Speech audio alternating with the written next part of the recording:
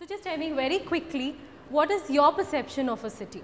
A city, town is an area larger in size than a village or a group of villages where a large number of total households are engaged in non-agricultural activities to earn their living. Today across the world, more and more people choose to and actually live in big or small cities, at least during their youth. India is no exception to this. So this is what is very important that we need to tell the kids. So you're living in a city, all fine, right now it's all right, good. But what about your future? See, by the year 2025, okay, the global urban population would have doubled from more than 2.4 billion in 1995 to 8 billion. All right. So we need to give numbers. We need to show the numbers. It's like 2.5 and 8 billion. Okay. These are the numbers. See, we can talk about inflow and overcrowding and all that. But when we are talking about numbers, it gives a fair idea as to, okay, so 8 billion is a big number as compared to 2.4 billion, okay. So we need to do this in terms of numbers so that they know, we know it is a serious issue. We are not just talking about a city for the heck of talking about it. It is a serious issue. When it's going to be doubled and tripled and everything, it is a serious issue. That means 57.2% of the world population will live in cities. All right. This is by 2025.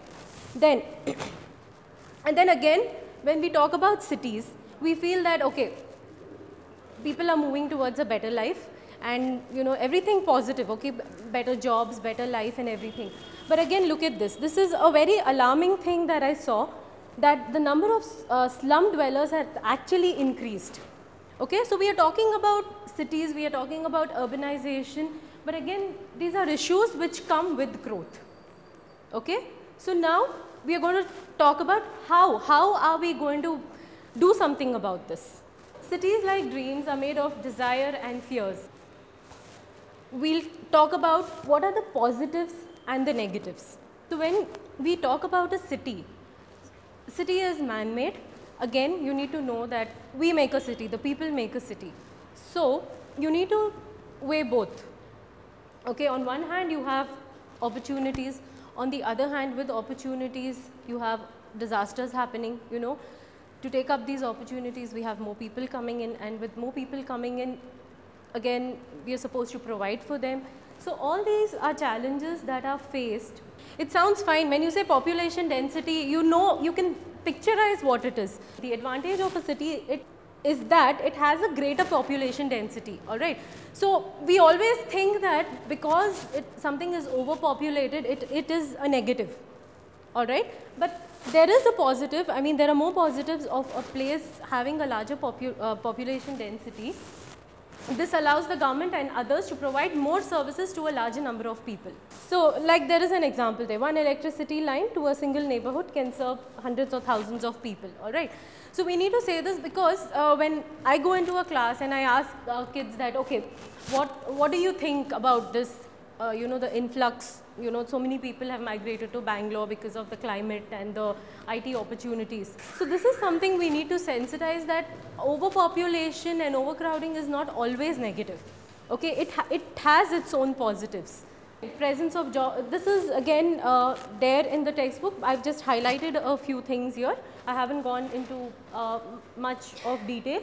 Presence of job opportunities for people with different sets of knowledge, skills, interests, and the example what I would give, Bangalore is an IT hub. So depending on your city, like with Mumbai, most of them, the perception is everybody who goes to Mumbai is gone there to become an actor. So those kind of things, those are city specifics. So for Bangalore, if you ask me, I would say it's an IT hub. So a lot of influx has happened after the IT industry has come. So based on which city you are from, so you can probably give that example. Availability of multiple options of education. This again is in a city. Available of reliable and better quality goods, amenities and services provided by the government as well as the business sectors. Better infrastructure and transport systems.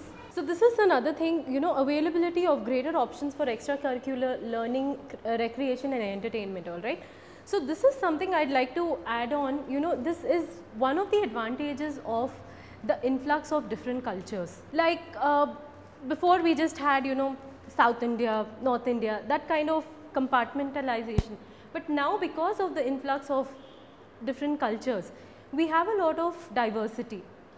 So, you know, now kids are exposed to a lot of cultures.